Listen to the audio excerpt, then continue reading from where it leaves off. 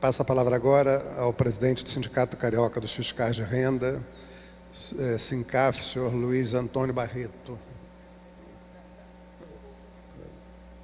Muito bom dia a todos os presentes.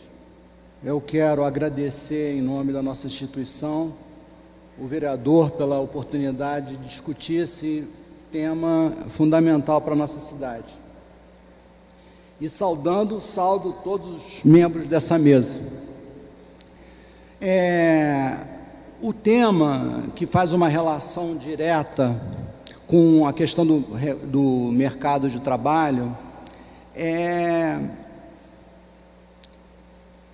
como se nessa relação com o mercado de trabalho fosse uma das relações possíveis com o tema dos recursos públicos. Todos eles estão relacionados à questão dos recursos. E nessa conjuntura maior, onde todas essas variáveis se apresentam, obviamente existe a relação com o mercado de trabalho. Eu vou me ater mais à questão da proposta do deputado Raul, que é o relator da matéria em andamento no Congresso Nacional. Eu vou me socorrer, primeiro, de uma afirmativa de um dirigente da Receita Federal que colocou sabiamente que imposto velho é o melhor imposto. Há um período bastante grande para que a sociedade compreenda e se aproprie desse instrumento para a própria vivência na conjuntura das relações de trabalho, das relações econômicas. E outro dirigente, esse sindical, coloca, citando um importante pensador econômico, que as reformas sempre têm um patrocínio.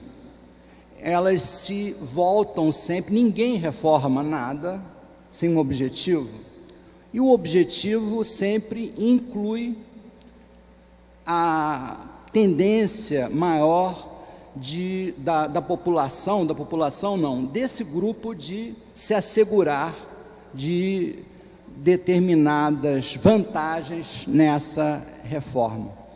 Bom, me atendo à questão do deputado, da proposta, que ainda é bastante obscura, tem muitos pontos em jogo, sem ficarem claros, mas um ponto é extremamente importante para nós, dos tributos municipais.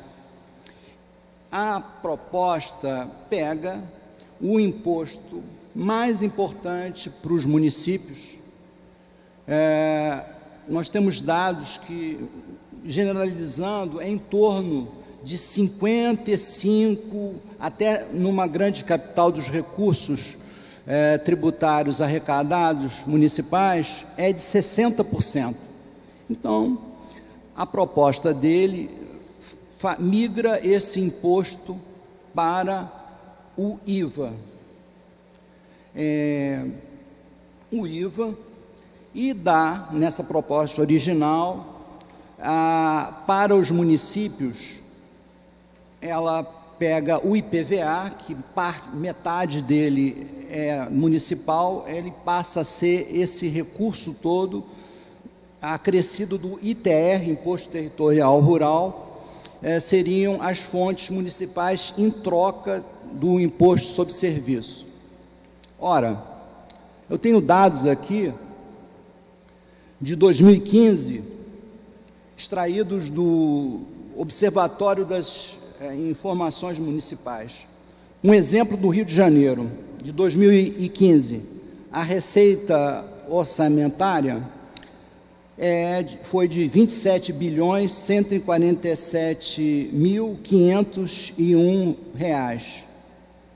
A arrecadação do ISS foi R$ 5.733.353. A arrecadação do IPTU, R$ 2.039.905. As transferências do ICMS, R$ 2.395.892. O IPVA arrecadado naquela oportunidade no Rio foi de R$ 673.661. Ora, a diferença, considerando o ISS menos o IPVA, é de R$ 5.059.692. Faltam os dados aqui arrecadados do imposto de transmissão, que eu não tenho aqui. Mas, isso para, de uma maneira clara, expressar a desvantagem dessa troca. Um verdadeiro pulo no escuro. Nós não podemos nos valer dessa proposta. Não se trata de lutar contra uma necessária simplificação dos tributos. Ou melhor, porque a própria proposta do do deputado Rauli, faz uma unificação que é necessária para simplificar o sistema tributário nacional. Mas essa simplificação não pode passar para destruir um trabalho que foi assegurado durante anos de construção dessas administrações tributárias, a maneira como esse imposto é arrecadado e toda a especificidade dele que tem que ser observada. Não há possibilidade de fazer essa transferência sem que esse saber seja transferido para um outro grupo, que, no caso da proposta do senador Rauli, é passar para a esfera estadual. Ora, vejamos um exemplo aqui do mesmo estado do Rio de Janeiro, e o meu prezado chefe, Manuel Freixo, já historiou um outro aspecto disso. O quão legislado, separado, dando os percentuais que poderiam ser, que deveriam partilhados pelo município, quanto isso pode ser questionável. Temos antes, no histórico recente da vida econômica do país, determinados percentuais que eram voltados para a questão das exportações que nunca foram repassados. Então, é realmente extremamente problemático isso. Outra questão que passa pela questão da simplificação, ela é ilusória. Por quê? O próprio imposto de renda tem 50 tipos de fato gerador. A lista de serviços tem mais de 1.000. O que fazer com esse saber? Quem irá fiscalizar isso? Como isso vai ser feito? Mais um pulo no escuro. E outro detalhe importante, toda essa organização, ela tem um custo, um preço, e isso pode simplesmente dissociar mais os recursos da nossa cidade. Não só dessa cidade, como todo o sistema tributário nacional. Por isso que achamos que deverá existir uma reforma, mas não nessa conjuntura e feita de uma maneira assodada. É impossível que isso seja feito dessa maneira, senão podemos cair já na excessiva concentração de tributos na esfera federal. Acho que esse tem que ser uma preocupação do nosso fisco, de todas as administrações tributárias, de norte a sul do país. Uma outra colocação importante é sobre municípios que não têm essa capacidade de ter uma estrutura organizada de administração tributária. Existe a possibilidade de haver consórcios municipais. Existem mecanismos em que, se ocorra uma reforma tributária, simplificando as contribuições, unificando sobre o mesmo manto, e pode ser IVA, mas pode existir a manutenção do imposto sobre serviço. Tem que existir, para a questão da arrecadação municipal, na forma que se desenha, o imposto sobre serviço como uma das principais fontes de receita municipais. Outra questão colocada, eu estou diante da minha colega Maria Célia Carqueja aqui, fizemos, depois da unificação da Guanabara com o Estado do Rio de Janeiro, em 1975, e por isso citei Maria Célia Carqueja, e eu mesmo sou egresso desse concurso, em 78, são 40 anos.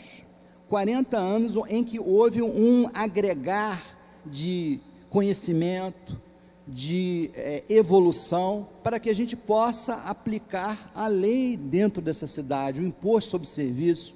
À época, citando a questão colocada pelo eminente procurador aqui de Niterói, sequer fiscalizávamos o IPTU. Houve uma evolução nesse tempo.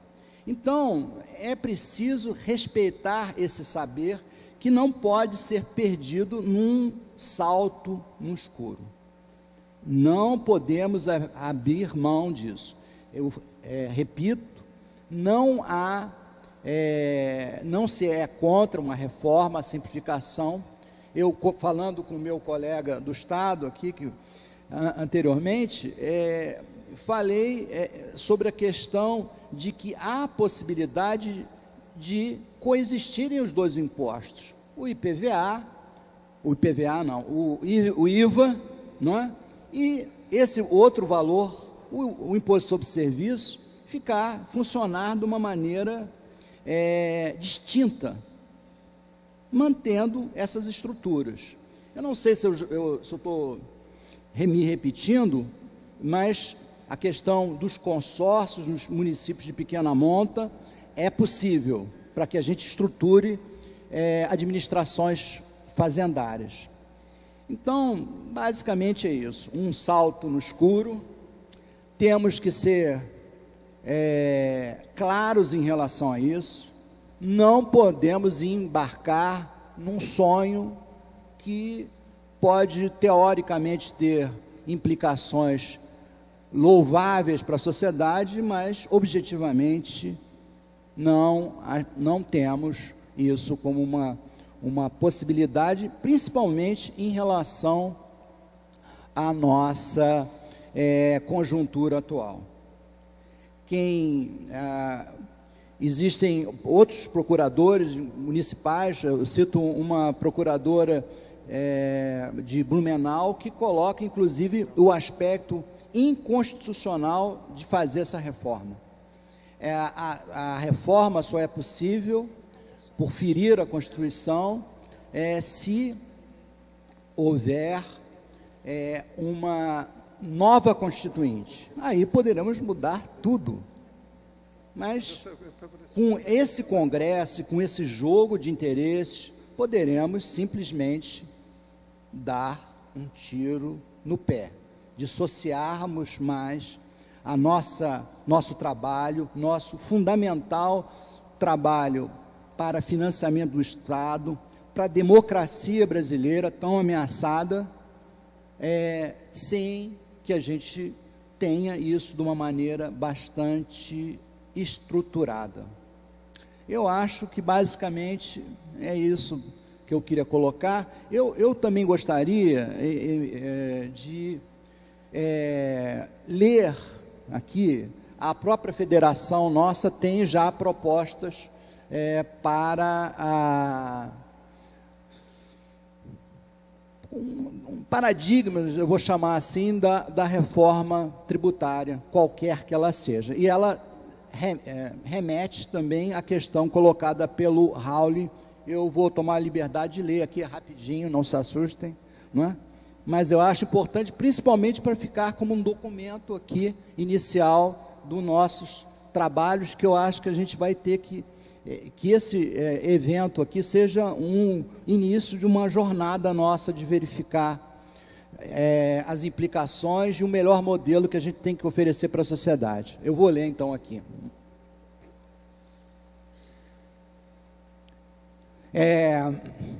Preliminarmente é importante frisar que a posição firmada pela FENAFIM, Federação Nacional dos Auditores e Fiscais de Tributos Municipais, tem por pressuposto os seguintes princípios. 1. A reforma tributária deverá ser realizada mediante uma reestruturação da fonte de financiamento do Estado, substituindo paulatinamente a carga sobre os tributos incidentes sobre o consumo e produção, pelos impostos sobre a renda e o patrimônio, sempre de forma progressiva. Para a definição da carga tributária, faz-se necessário discutir o tamanho e o papel do Estado na nossa sociedade, pois o montante a ser financiado e sobre quem deve recair essa obrigação dependem necessariamente do modelo do Estado adotado. No atual modelo, o ambiente institucional e político por que passa a nossa sociedade não nos permite medidas efetivas de alteração da estrutura de financiamento do Estado, o que induz a posição de sermos contra, repito, contra qualquer medida assodada de promover uma reforma tributária. Em razão dos fatos que estão ocorrendo no Congresso Nacional em relação à reforma tributária, em especial a comissão especial que examina a matéria, recuperando a PEC 293 de 2004, estamos agindo. Seu relator, o deputado Luiz Carlos Raul, o qual já possui um modelo pronto de nova estrutura tributária, que, dentre outras medidas, propõe a extinção do ISS, que seria absorvido pelo imposto criado pelo valor adicionado, que deverá ser de competência estadual. Essa proposta do relator não comunga com as premissas que a nossa federação defende. Então, em razão dos fatos postos, fomos obrigados a intervir no processo para mitigar as perdas que, porventura, o projeto traria aos municípios. Nesse sentido, a FENAFIM, em conjunto com um grupo de auditores tributários, apresentou um substituto global por intermédio do deputado Vicente Cândido, do PT de São Paulo, membro da comissão especial, que se mostrou sensível à questão, tendo prontamente se proposto a nos ajudar. Nessa proposta, podemos destacar os seguintes pontos relevantes. 1. Harmonização, padronização, uniformização e racionalização das obrigações acessórias dos impostos sobre produção e consumo, inclusive com a comissão de um comitê gestor e regulador, bem como a implantação de um cadastro único para os três entes da federação. 2. A indicação de fonte de financiamento do comitê gestor para que ocorra o efetivo funcionamento. 3. definição em lei complementar dos responsáveis tributários para fazer frente à digitalização da economia, com as dificuldades impostas por essa nova realidade do mundo digital. Também a criação da possibilidade de contribuições de domínio econômico para atividades prestadas pelos municípios e que não podem, por uma questão de caráter jurídico, ser financiadas por meio de taxas. Quinto, a ampliação do fato gerador do ISS, estendendo ao seu alcance o fornecimento de bens intangíveis, inclusive destacando a alocação de bens móveis, para evitar a possibilidade de demandas judiciais advindas desse segmento de mercado. 6. Delegação à lei complementar para definir a proporção do ISS atribuído a cada município, no caso de prestação de serviço intermunicipal. Previsão da progressividade do ITBI. 6, ou melhor, 8. Definição das tabelas que compõem a planta genérica de valores que devem ser fixadas e atualizadas anualmente por ato do Poder Executivo. 9. Em relação às administrações tributárias dos 3 entes da Federação, a. Determina que são instituições permanentes essenciais ao funcionamento do Estado e que devam gozar de autonomia administrativa, financeira e funcional. Preceitua, no item B, que a lei complementar deverá organizar e criar uma Escola Nacional de Administração Tributária e prescrever as normas gerais que regerão seus membros, autoridades administrativas, servidores de carreira, e define que a sua investidura e que o ingresso se dará mediante concurso público e terá a sua estabilidade, friso, após 3 anos de exercício no cargo. Outro ponto, integrar a carreira de auditor a carreira de auditor fiscal tributário, os servidores que não possuam nível superior na data de início da vigência dessa emenda, que deverão se submeter à formação de nível superior, que será fornecida pela Escola Nacional de Administração Tributária. C. Uniformizar a nomenclatura do cargo auditor fiscal tributário, definida em razão da sua competência exclusiva para lançamento do crédito tributário. D. Estabelecer fonte de financiamento para a administração tributária com parcela do tributo arrecadado. E. Definir que o limite remuneratório é parcela percebida pelos ministros do Supremo Tribunal Federal. F, e último, permitir que os municípios com menos de 80 mil habitantes instituam um consórcio público para a delegação do exercício de suas atividades compartilhadas de administração tributária, desde que nele aloquem-se pelo menos um auditor fiscal tributário de cada município. É isso. Eu vou finalizar com as palavras aqui da nossa federação, dizendo que sem município forte não existe democracia. Muito obrigado.